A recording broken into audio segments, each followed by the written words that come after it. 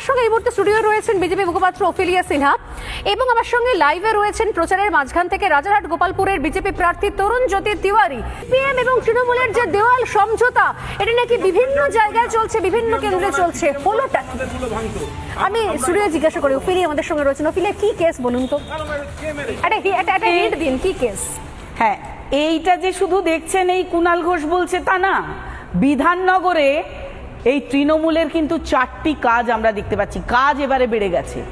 ওরা নিজেদের পোস্টার লাগাচ্ছে, নিজেদের পতাকা লাগাচ্ছে, দায়িত্ব নিয়ে বিজেপির পোস্টার হোর্ডিং খুলছে, তারপরে আবার কংগ্রেসের পতাকা, কংগ্রেসের হোর্ডিং, এমনকি তার সঙ্গে বিজেপির যে পোস্টারগুলো ছিঁড়ে ফেলা হচ্ছে, সেই দেয়াল লেখন মুছে যাচ্ছে, সেখানে আবার দায়িত্ব নিয়ে সিপিএম এর জন্য তাদেরই দেয়াল লিখতে হচ্ছে। শুধুমাত্র এটা একটা কেস, মানে সমস্ত কেন্দ্রতে একই ঘটনা। আমি দেখিয়ে দিতে পারি, বিধাননগরে আবার আইল্যান্ড আছে, তো আইল্যান্ডে সমঝোতা হচ্ছে। প্রথমে তৃণমূল, তারপরে জায়গা ছেড়ে দিচ্ছে, আমাদের পতাকা ছুঁড়ে ফেলে দিচ্ছে, সিপিএম এর গুলো আবার সেই লোকই লাগাচ্ছে, সেই লোকগুলোই আবার লাগাচ্ছে।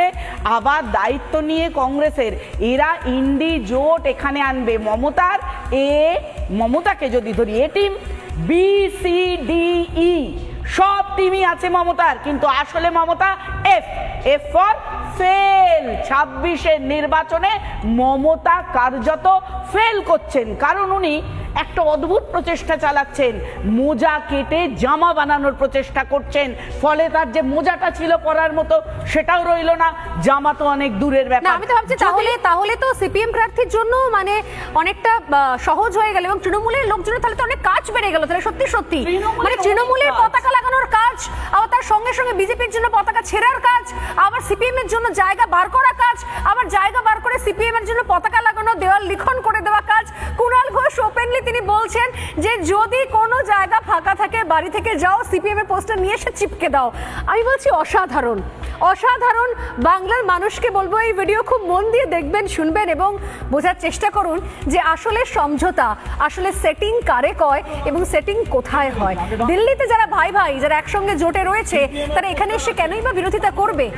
আলটিমেটলি ভোটটা কি একই জায়গায় দেওয়া নয়? যেখানেই ভোট দিন, তৃণমূলকে দিলেও তৃণমূলে ভোট, আর সিপিএম কে দিলেও সেসব ক্ষমতায় তৃণমূলই থাকবে, তার জন্য ভোট। সময় একদম শেষ।